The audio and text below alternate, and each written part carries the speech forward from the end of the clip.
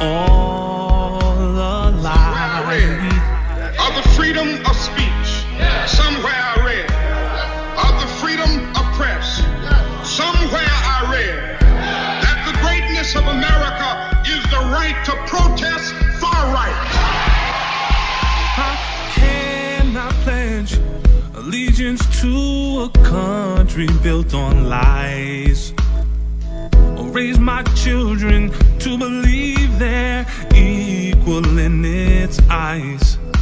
My leaders are assassinated for speaking their mind. So justice never tilts my way. I thought that she was blind. Isn't this America?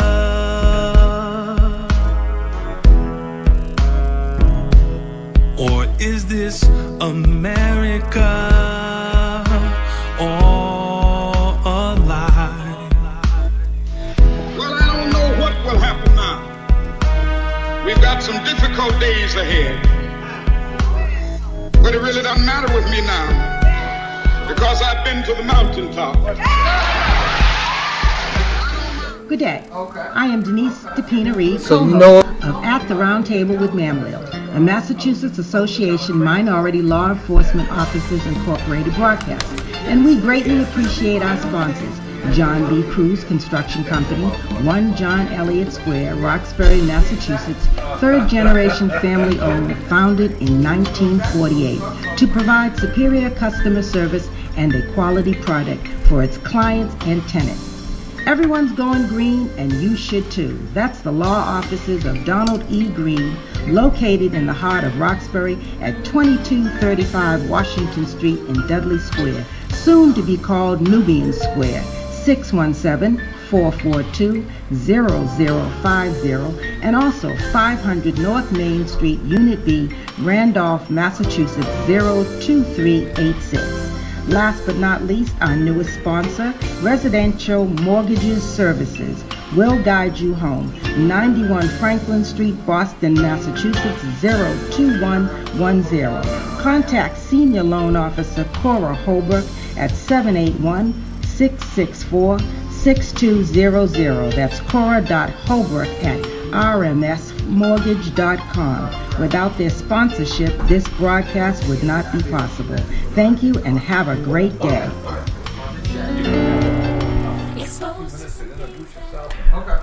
Good morning. We're back. This is WBPG LP 102.9 At the Round Table with Mamlil. I am your host, Denise DePina Reed, with my co-host, Dr. Willie Bradley, and our guest, Trevor Farrington. Good morning, everyone. Good morning. Good morning, Denise. You know, I look forward to that voice, girl. Every morning when you were out sick, I was like, oh my God, what are we going to do with this? What are we going to do without that? You know? Let me stop. You know? Okay, we're gonna get serious here. So again, you're listening to At the Round Table with Mamlil. I'm Dr. Willie Bradley here with Denise Reed, and we have Trevor Farrington here. I'm sorry. If you want to see at the table, 617-282-0685 or 617-282-7794 or 617-265-2679. This is our 8 o'clock hour. We're coming to you on WBPG 102.9. So we have some very good conversation, because whenever you're talking about financing, this is not only good conversation, it's healthy conversation, because we tend to, I call it the EE ratio. Our entertainment exceed, our education. This time we're going to get some education on how to invest your money. Sure. That's if you have any. Yeah. Well, yeah. Well, you know what? I'll just take a couple of savings, and then you can go in. You don't need as much as you think you need, to be honest with you. So let me introduce Trevor Farrington. Trevor has been in the financial services industry since 2007. Before joining Securian Advisor of New England, he was a senior financial service representative at the Principal of Financial Group. Prior to this, he was a registered representative with Mutual of Omaha Investor Services and began his career in the insurance and financial services industry with New York Life. Trevor's ultimate goal is to help clients accumulate, protect, and preserve their net worth while protecting their businesses and families. Trevor holds a Series 7 Series 6 and a Series 63. Those are licensing exams you have to take to get your license to trade on the New York Stock Exchange and actually engage in security businesses in this country. And the 63 is the Massachusetts license. So he has a Series 7, Series 6, and a Series 63 registration, as well as the life and health insurance licenses, and is a member of the National Association of Insurance and Financial Advisors, NAIFA. Trevor grew up in Concord, Massachusetts, and graduated from Hampton University. Hey! Great story. I love it. I have a child from, my oldest daughter went to Hampton. Okay. My second oldest daughter went to Clark Atlanta. CAU, yeah. And then my third one went to Howard. Howard, okay. All right. HU. Hey, all issues. Hey, Hampton University with a BA in Communications. He currently resides in Boston with his wife and 2 sons. He is active within his community as a governing body member of the Samuel Mason Elementary School and involved in coaching youth sports. Go, brother. He also works with the nonprofit Prostate Health Education Network to help raise awareness and education for prostate cancer. In his personal time, Trevor enjoys traveling, spending time with his family, and attending the New England Patriots football game. You know, go Patriots. So welcome, Trevor. Thank you for having me. It's a pleasure seeing you again, brother. Thank you. I love your shirt. Right. I'm a Patriots fan. Okay. You know what I mean? So we want to, okay, I'm sorry, Denise. Yes, yes. You're about to say it. I hear you. Well, good morning, and to all the viewers that are watching online, I do apologize for my appearance. Okay. I am headed out to my son's Taekwondo championship, the state championships today after here. But thank you for having me. Dolores, thank you for having me. Denise, I'm sorry. Denise, Miss Reed. I like Dolores, too. We do love Dolores. Yes. We have the event coming up. But yes, thank you for having me. As Dr. Bradley mentioned, you hear a lot about financial literacy, financial wellness now today. And the reason being is it's really coming to the forefront that Americans are struggling with their finances. You have 70% of Americans living paycheck to paycheck. You have 46% that can't even cover a $400 emergency. And 55% of Americans have less than $10,000 in their retirement savings. So it's becoming an issue that's at the forefront. And what's being done is employers are trying to help employees get their finances in order. The reason being is they're finding a lot of people are stressed out, missing work, spending a lot of time on the computers, which shouldn't be tracked, but it is, researching issues that they're having with finance.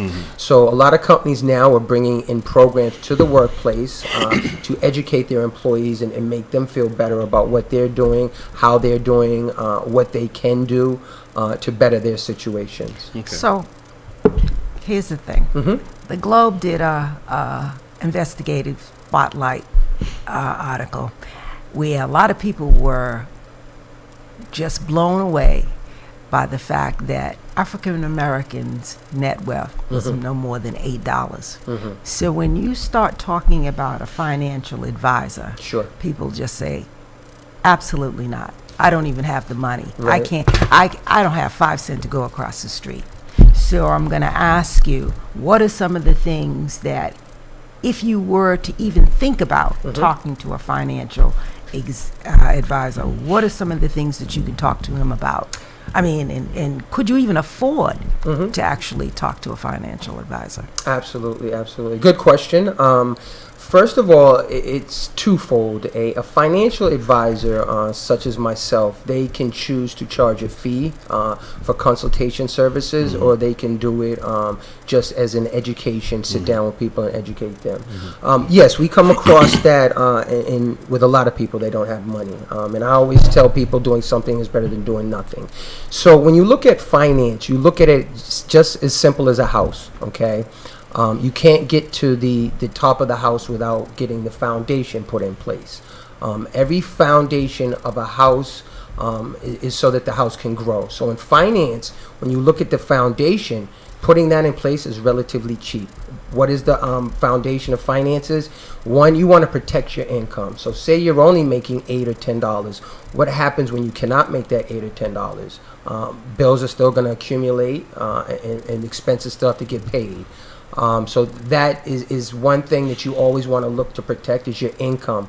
And that's relatively inexpensive. I just did a case with a lady who's 60 years old, and she, in case something happens to her, she would see roughly $2,000 a month. She's paying $60 a month for this coverage. So if you look at someone at 20, 30 years old, to do this, you're talking relatively $20, $30, $1 a day to protect your income from stock coming in if something happens. When you talk about financial planning, it's not just always about investing money. It is about protecting yourself because everybody is their golden goose. We're laying the egg. So, I always stress having the income protection, which is disability insurance in place. If you have loved ones, if you have people that rely on you and you're the sole breadwinner, definitely look at the life insurance. Another piece for your financial foundation, you always want to get it when you're young and it's very inexpensive, is the long-term care insurance. Everybody's living longer now. They can keep you alive for much longer. So people are running into areas where they're running out of money. They have to spend down. They have to go into facilities. And putting something in place now, again, you're looking at $40, $50 if you do it properly. So when I hear people don't have any money, I totally get it. I deal with those people all the time. But people do have money. I was listening to your show earlier. People do go to Foxwoods. People do go out to eat. People do go to Starbucks. So it's about prioritizing, what you care about and what you want to do. And what I find is that in many situations where throughout in our younger, as kids, we did not, more often than not, our parents didn't do these things. Sure. Because they were so busy working to get food on the table. Saving was not something that they thought about. Unfortunately, that behavior transcended time and actually was passed on to us. So I had to stop myself. Now I was telling Trevor before I got onto the police force, I was a stockbroker. Over-the-counter trader. He would know what that means. Yes. But my point here is that when I got that education, I stopped and said, "Oh my God, I'm not doing these things." You know what I mean? When I started in this business 13 years ago, and that's what got me so excited. The things that I was learning, it was just I was blown away on how to earn money, little bit of money, putting it aside. It is truly something that anybody can do. You can start, and I deal with people all the time. You can open brokerage accounts with no money. It's basically a savings. It's a bank account where you can put money in it. But people always think you have to have a lot of money to start talking to an advisor. Yeah. You don't. No, you don't. And in fact, I had this conversation with my bride the other day about a particular stock that I'm looking at, and it was like, her thing was like, well, how do we do this? Well, you do this just by simply opening up an account. Yeah. And then at some point you was like, okay, I got this money, I want to go out and buy this stock. And you become part owner of that company. But so it's important. So I say all that to say there's an education piece here as well as educating our people. It is. As to that this is not as difficult as you may think it is, because we're thinking like you got to have hundreds and hundreds of thousands of dollars and all that, and you don't. You really don't. Well, one of the things that we get taken on is life insurance. People come in and they because that got me. I'm paying and paying and paying, and you don't know the difference between whole life and you're just paying on this life term. insurance. Whole versus term. Yes. Okay. Right. And life insurance is a great financial tool, and you have to understand what you want it to do. When you look at life insurance, it's two pieces. There's one that's permanent, and then there's one that's term. So it's like renting your house or owning your house. When you rent your house, you have no equity in that. Right. When you own your house, you can pull money out of it. So there's different types of insurance. If you just want insurance for pure protection, I mean, insurance is very cheap, $20, $15, $400,000, very cheap. If you want the other type of insurance that builds up cash value over time, where you can take it out tax free, of course that's going to cost more. But yeah, you want to know up front what you're getting into, what you want it to do for you, because you have several different types of policies. But when you're talking finances, what you want to start with is looking at your spending and saving habits.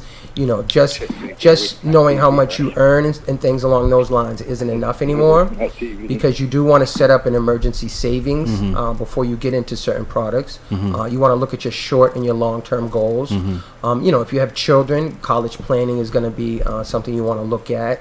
And your retirement. So there's a few things. Insurance is again, it's a protection tool, and you don't want to get taken on it. But I don't know your situation, Denise. If you're still paying into it, there's life insurance where you pay up only into it 10 years and it stays in force forever. So we have a caller. Sure. And then I'll answer. Okay. Caller, you're on the air. Oh, this is a great discussion. I'm enjoying it. Thank you, Trevor, for educating us. Thank you. And your knowledge behind what you're presenting. It's Jeff here. I had a couple of questions for you. One of the things that we need to be educated on are the IPOs of the rideshare business, as they're looking to become public. Actually, one of them may have gone public already. Yes, Lyft. I've been watching as of this coming week, Uber's coming, yes. plans to go public with their IPO. Sure. Advice on that to the communities of color, if you could provide any advice. And secondly, just another aspect to my other point was credit repair. Yes. As some of us may have bad credit and no credit at all, maybe you can rest upon the different institutions that are out there for credit repair and or credit establishment. If you wouldn't mind touching bases on those two items, I greatly appreciate it, and I'll listen to it off here. Sure, thank you. And thanks, Jeff, for your questions. We appreciate that. IPO stands for Initial Public Offering. So those are companies that are going to sell shares of their company to raise money for ongoing operations. So in essence, someone who buys a share of the company becomes an owner of that company.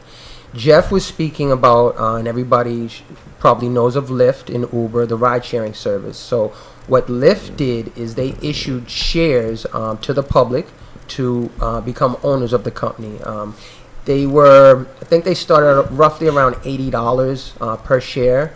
They're now down to about $66 per share. And just to show how this works, when Facebook initially came out, the shares were about $40. So I bought, some shares in Facebook. You can buy one share, you can buy two shares, whatever your finances allow you. The thing is, though, some of these companies, new companies, you should definitely look at getting involved in buying some of those shares, holding those for periods of time. Facebook now is up like maybe $140. So, your investment will increase, and it's something you can do. Again, you don't have to come to the table with $10,000, $5,000, $6,000 to buy shares in an IPO. You can talk to an advisor such as myself. You can open an E-Trade account, a Schwab account, and you can place these trades by yourself. But if you want some consultation, definitely get in touch with an advisor. It is something that's very doable. Just like we go to stores and buy clothes, you can buy shares of a company. When I was on the market, I'm going back to 1980, 1981, when I got my my Series 7. I took the exam at Northeastern University. Okay. And I passed it. Congrats. It's not an easy exam. Yeah, it's not easy at all. I passed it on the first time around. Yep. And I went to a place called Willette, where I did preparation. But anyway, where I'm going is that they didn't have these E-Trades, or they didn't have where you have your own little, you can do your own little trading. Someone like myself, I can get involved because I have, and I don't need the license to do it because I'm doing it on my own. Right. You know what I mean? Correct. Everything was done. You had to have the license. You had to be sponsored by an established member of the New York Stock Exchange, some company, in order to get it. So I'm sitting back here and saying to myself, it's amazing how things have changed. But you're absolutely correct. Technology. You can use technology and and do this on your own if you have. Just do your research. Figure out how to get it done. Just do your research and get involved, because you don't need to have hundreds and thousands of dollars to get involved into this. You really don't. I think that's important for people to understand. Because when we talk about trades, we talk about stocks. The way that we project it, and when I say we, meaning that how you see it on television, how you do movies like Wall Street. You think like, well, I need $1 million in order to get into the game. No, you don't. No, you do well, not. You're doing something, and my heart is breaking because you remember, if you know, the ladies, we had a stock. Yes, I know. Yeah, we did. You're hurting my heart here. We had GE, and if no, it was a couple of years ago, and we were doing quite well, but we had an unfortunate incident. Okay. So. Yes. And we did it all by ourselves. Doing it. And I want to answer, Jeff's had a second part to his question about credit repair, which is key. I don't get involved in credit repair. I know there's a lot of services out there that you can call and people that you can work with. But yes, you definitely want to pay down debt before taking on new bills. But that being said, we don't run credit checks on clients, even when going into products. When we do get into investments of large sums, we do look at, are you able to afford it? But again, when you're working with the foundation, for people who have kids, you do want to take care of your income, protecting that. And if possible, then we move up the ladder on other investments.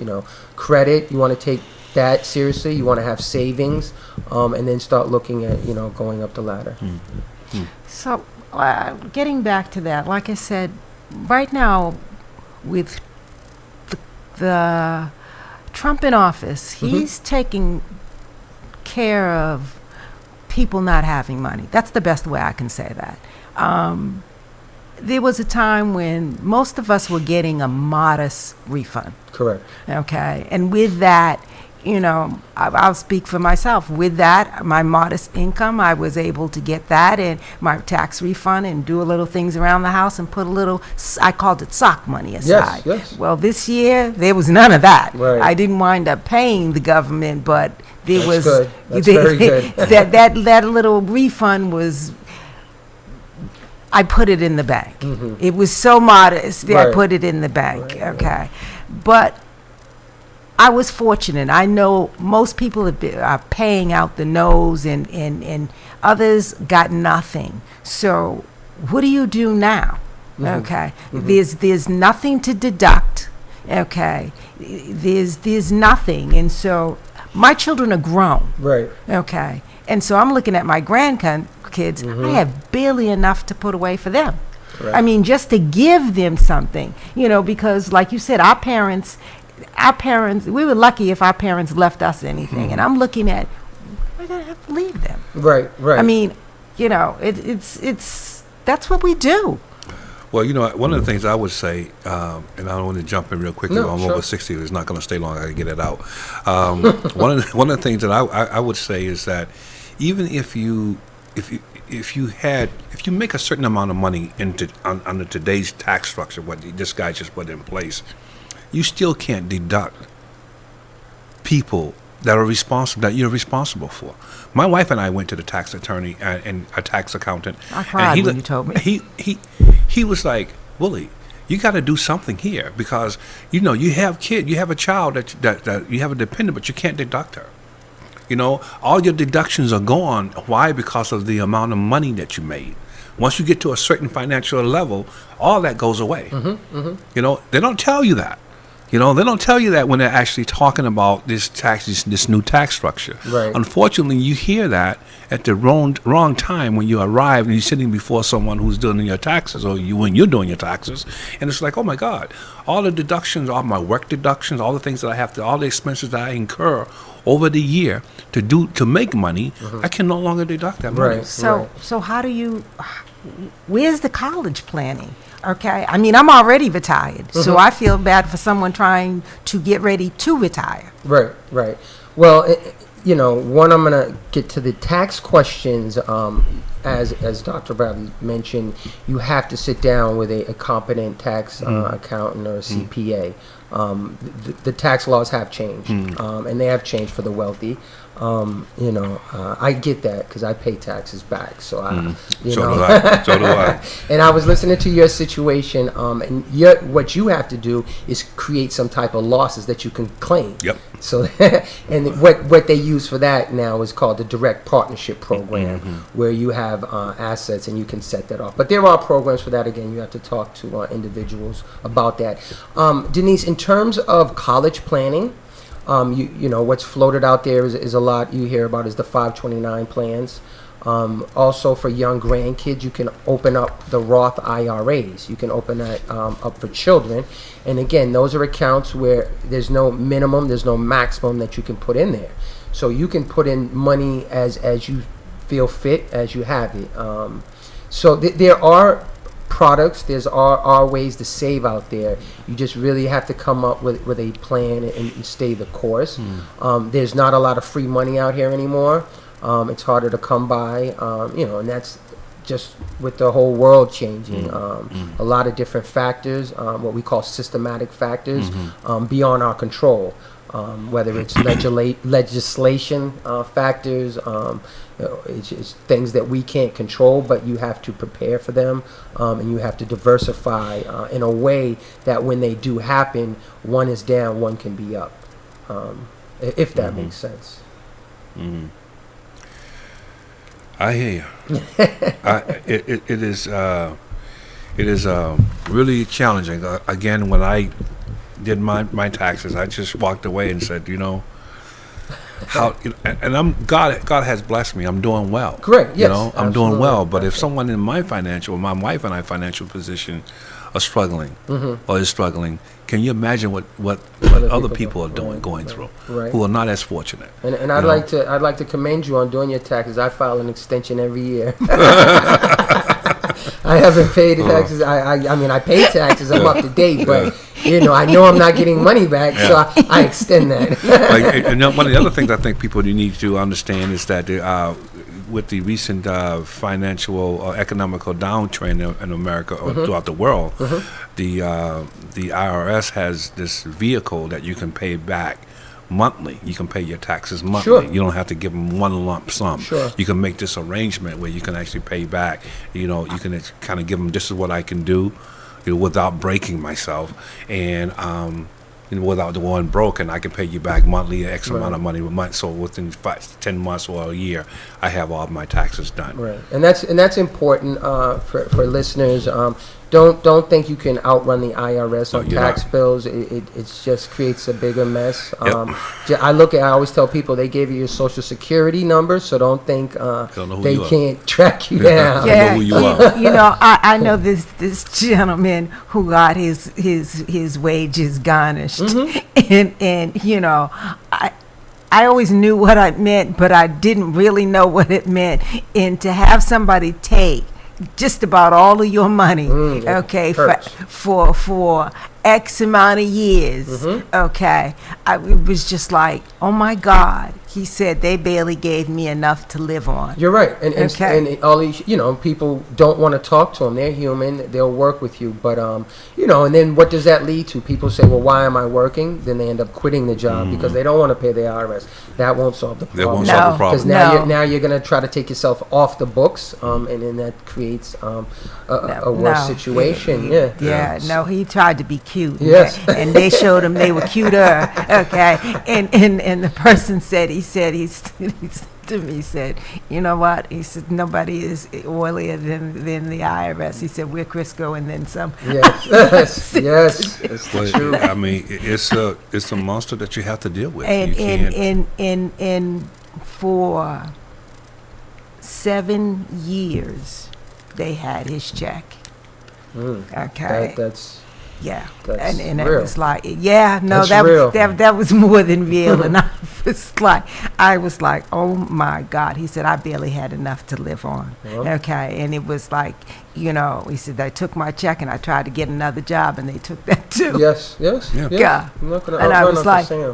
like, Yeah. He said no. He said so it made no difference. Just you know. You come out better making an arrangement to pay them off and Yeah. get it Just done. like you said, monthly, get it monthly, done. get it done and call it a day. Yep. Because if it's too much money for one lump check, some people are fortunate enough to be able to write a check and say, okay, see you later, get out of my life. Other folks will say, well, we have to go hip to hip for another 10 to 15 months until I can pay you off, and then we can divorce. And a lot of corporations do it that way. Yeah.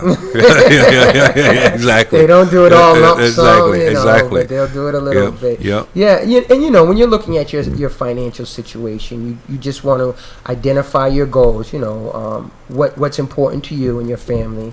Map the course. You know, look at your time horizon, your income sources.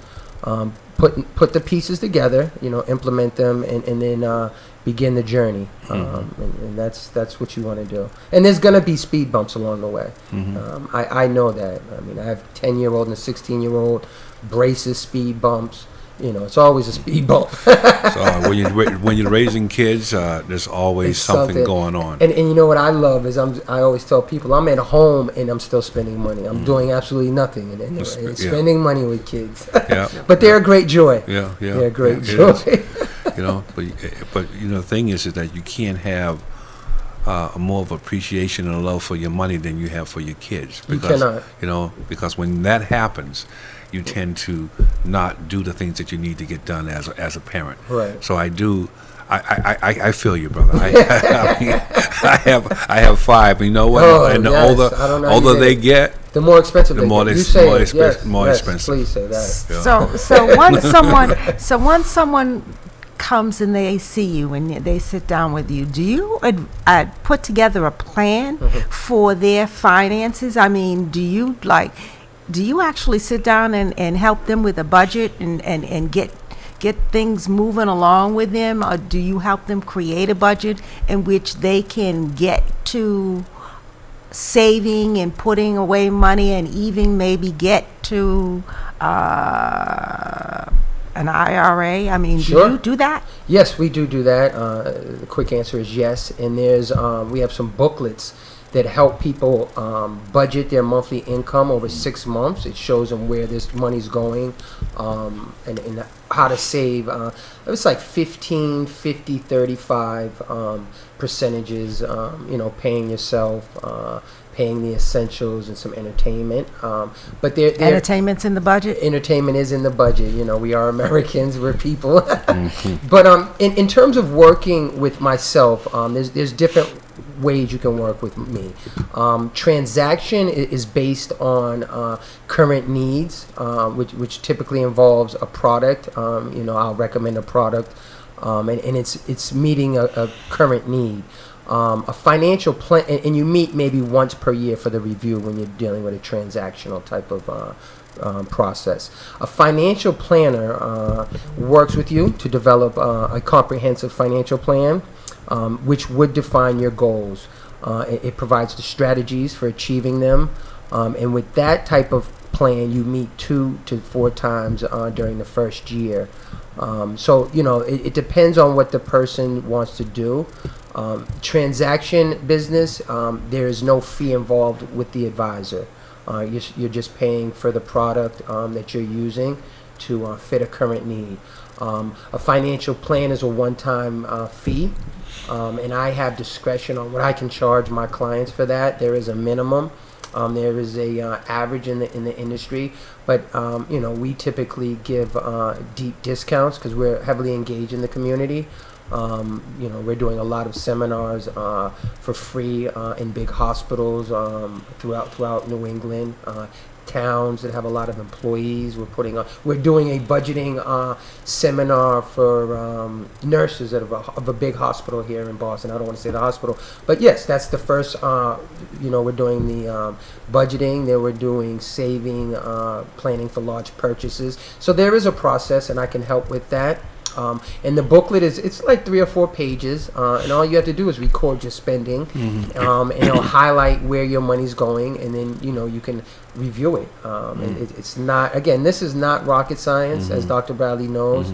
You know, you just want to be committed to doing something. Again, doing something is better than doing nothing. Yeah, it's when you're saying recording, your funds, your spending, you'll be amazed. You'll be amazed by when you actually look at where your money is going. Yep. And the things that you can actually cut out, and it will not have any harm, and do any harm to you. You know, things like, for instance, and I was just thinking every morning, and my wife mentioned this to me the other day, and I didn't really think about it, that I go to Dunkin' Donuts and spend $2.43 a morning on a cup of coffee. That's Dunkin' Donuts, not even That's Starbucks. Dunkin' Donuts. Not- that that's ain't not- Starbucks.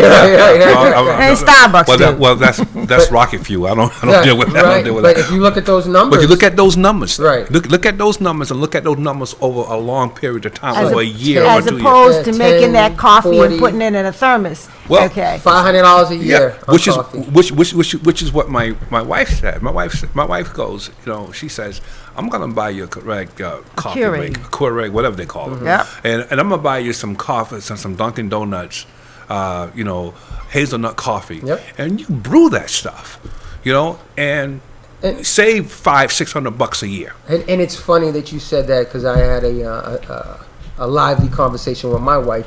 She has a Keurig machine, and I just asked her the other day, why did she get that? Because she Starbucks. So why is the Keurig machine on the counter? What was the point of getting that? So it's identifying it and sticking to it. Yeah. You know, everyone has vices. There you go. We're not telling everybody to be perfect. But, you know, if you want to achieve a stated goal, you are going to have to make some sacrifices to do that. Yep. That Keurig machine does a whole lot. Does Okay, it's just you have to make the effort when it's Thank just you. as easy to walk in there and but see with me, they don't make the the Keurig doesn't make the caramel macchiato. Okay, the dude does. This is hitting my family. See, here's the thing, the dude I hear does. you. This I is hear hitting my you. family though. I won one of those things in a golf tournament, you know, and I brought it home, and my wife would not. She refused to put it up. She was like, I am not going to put this up on the counter. I only make 1 cup of coffee. She was a smart lady. When she saw the numbers, though, when she saw the numbers that I was spending for coffee, I'm an old army guy. I have to have my coffee every Right, morning. right. She was like, you know what? I'm gonna buy now that it's smaller in size. You know, and she bought it in her favorite color, by the way, which is red. Nice. You know what I mean? Favorite color. And now I have to make coffee every morning. Nah. But It may- I say that to say that the simplest thing, you look at in detail your spending habits Right. over a daily, over a day, during the day, over a week, over a month, over a year, you'll be amazed by the amount of money that you're just First of all, you can buy the cups in bulk, and the Keurig it does so much. You can get cocoa, you can get tea, You have one can of these, make Denise, soup. don't you? You I do have have one. one. Do you use Okay, it? I do use it. Okay. Okay, so Frequently, that's good, right. you Yeah. can tell. Yeah. I've seen those cups, but not go in our machine. exactly. But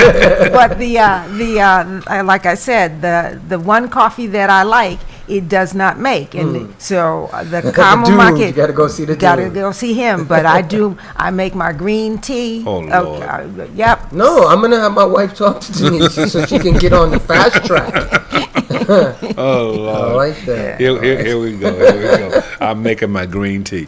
You know who's the green tea maker in my house? You're looking at him. You know. But anyway, I think this is a very important conversation. One of the other areas that I think that people need to be aware of is the debt-income ratio, because that often can have an issue with your cause an issue for your, your ability to borrow money. Sure. People look at just the credit rating, but you have to also consider the debt-income ratio, basically meaning how much money do you owe as opposed to how much money you got coming in. Yep. Absolutely. In that comparison.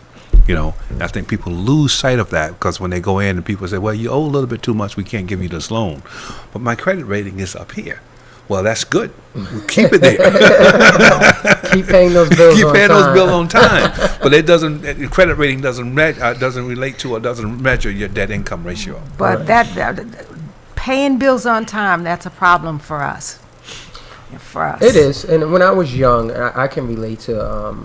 Before I had kids, and I tell my 16, I used to spend roughly every weekend. I would probably blow between $300 to $400 every weekend when I was in my 20s, easily every weekend. So I can relate to people just being frivolous with their money. But as you get older and wiser, you have to be smart enough to change your habits, or you come to a pike in the road, you can't straddle it.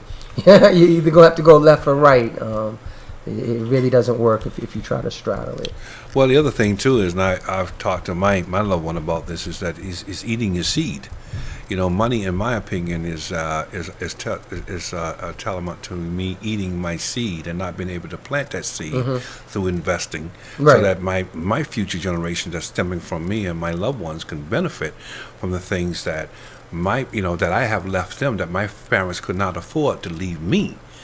So we have to think more about, why are we Legacies, yeah. Yeah, exactly. What are we going to leave here? And I term it as debt income ratio. I'm sorry, EE ratio. Where my entertainment, and my desire for entertainment supersedes my desire for education and saving for my family. Right. And I think when we start to look at how we spend money, we can actually, if we're not cognizant of how we spend it, then we're definitely not going to be able to rectify the behavior. Sure. You got to be aware of what you're doing Sure. first, and recognize it, and say, well, maybe I can give this, I can get rid of this, I can get rid of that, and put that money to the side. Maybe it's not best for me to drive the most, the latest and the greatest car. Oh, yeah, I know. They all do the same thing. All do the same You know thing, what I mean? that's Maybe I Wasted want a lot of money on cars, believe exactly. me. I don't even like cars anymore. Yeah, I'm if I could turn my foot backwards, I'd probably kick my own derriere because I waste a lot of money on it. A lot of money on cars and stereo systems. Yeah. I can relate. And getting your financial house in order also relieves a lot of stress. So it can bring an overall effect in the home. It's just the enjoyment. You're not worrying about where am I going to get money to fix a car or to buy some groceries, or whatever other emergency may come up. And it does have effect on the way you interact with people, because that's always in the back of your mind. If you're stressed about that, you're going to have a way about yourself in dealing. It's going to manifest itself Yes. in different ways of how you interact with your loved ones, how you interact with those people who are most around you. And when we're stressed, our behavior tends to manifest itself against those individuals, if you will, that are most close to us. And Always. usually it's going to be your lover, your wife, your husband, whatever the case may be. And it becomes a big problem. It becomes a huge problem. So stress causes stress in other areas of your life, which causes, so it kind of feeds on itself. Yes, it does. And so managing your finances successfully, you avoid or obviate any other issues in your in your life. So we have to be careful about that. But I think that educating our kids, one of the things that I noticed being in schools is that we can do financing in college. We can talk about these different types of vehicles in a finance curriculum in college, but those curriculums usually don't exist in high schools. No, they don't. They usually don't exist in where the kid where kids are coming up and they can learn these different practices early in life and actually start to implement them as they as they leave the doors of the high school and become adults working every day, working and making money and learning how to actually save a piece. Because when I raised my girls, I always told them, listen, you make this money, a portion of it should automatically go to savings. Yeah, my mother took it. From Edenton, North Carolina. Always struggles. You lucky if you get it somewhere. She took it. So my wife did the same thing to my kids. She would take it and we'll just save it, and then when they get to college, we give them the whole lump. They're like, oh, thank you for all that money. Well, no, it's actually your money. We didn't really, especially when I had my girl going down to Hampton, which I was uncomfortable with because it was right across the bay from the largest naval base in the Eastern Seaboard. Yep, Newport. Everything's down there. Newport, I was like, Kickertown. I don't know if I want my daughter to go down there. By the sea. Beautiful school. Let me cut it out. So I think it's something that we need to think about as a community of people. I think what you're doing in terms of these seminars that you talked about and working with large organizations, hospitals to talk about, because people make a lot of money. The nurses they make a lot, and they're stressed because they're focused on taking care of people. They're normal people too.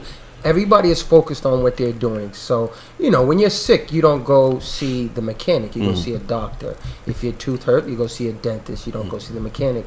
If you're trying to get your finances in order, you go see a financial advisor. But the other thing with financing is also, that represents strength in your community as well.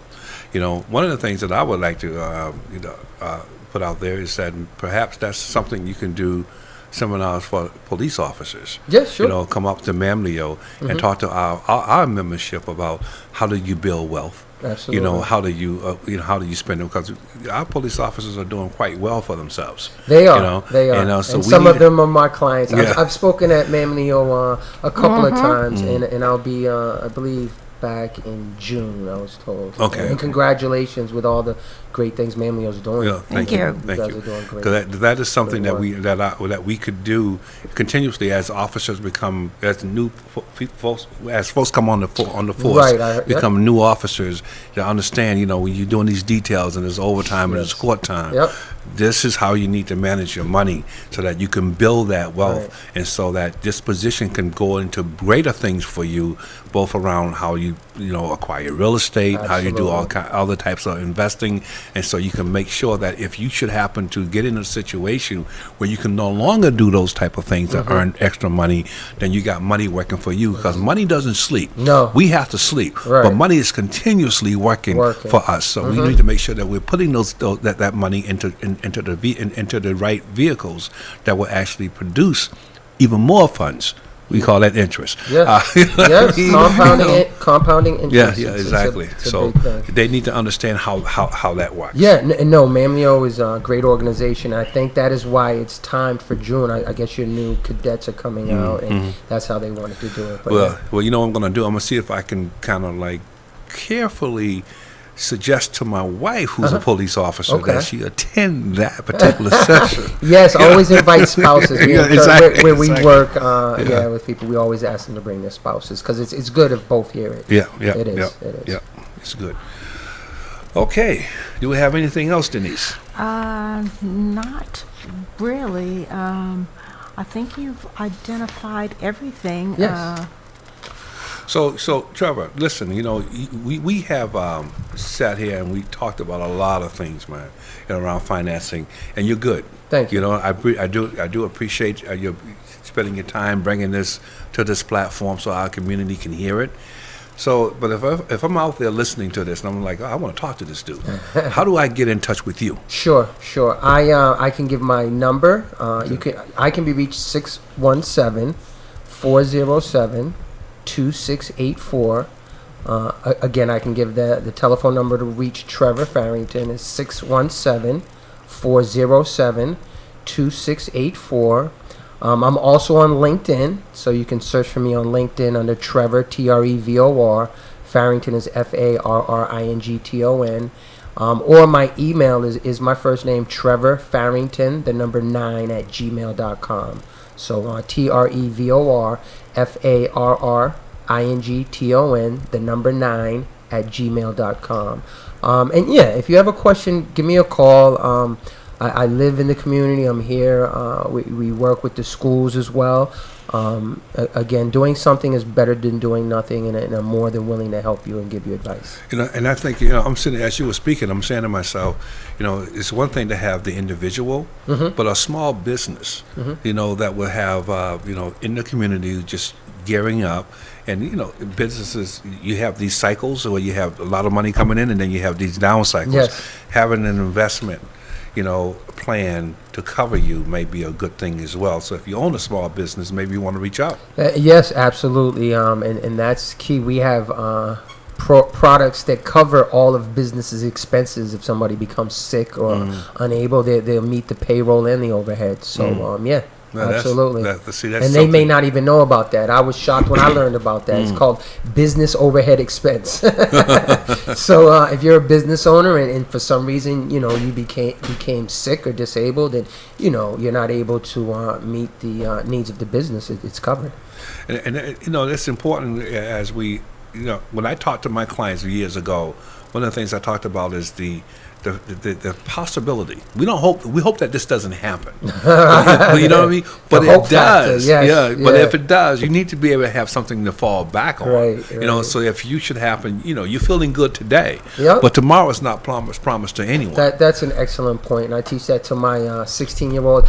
You have to have a plan B, a plan C. You always have to have Yeah. a backup plan. Yeah. And I planned for it not to happen just because of my makeup and where I come from. If I think it's going to happen, I hope it happens. Like you said, I always hope, but I'm planning for it. If this doesn't happen, what am I going to do? Yeah, What's exactly. the next thing? Yeah. And then if it happens, you're happy. If it Yeah. doesn't, you're okay too. That's right. Because you planned for it. Exactly. You plan for it. You know what I mean, and Yeah. you know that again you can avoid the stress because you got a vehicle Right. to step in and deal with this particular issue and to kind of tie you over until things Tie me over and then go let my kids stress me out. stress is coming either Yeah, way, you're not brother. going to avoid stress. Let me tell you, it's just the type of stress you want to do. Yeah, exactly. Okay. All right, we're at that moment. We're at that moment. Well, About thank to you go again back. for having me, and I wish everybody success with their finances. Well, thank you for coming, Trevor. Thank you. We would definitely invite you back. I will ask Denise to bring you back because I think this is something that we need to Sure. repeatedly Trip give on our, them, trip on people about. Yeah, give our community because I think we need to think about how we're spending our money. But Denise, I'm gonna pass it on to you because I see you're breathless with anticipation to get me to shut up. All right, we're getting ready to go See? break, and we'll be back. So in other words, yes, I am. All right, take care. Bye.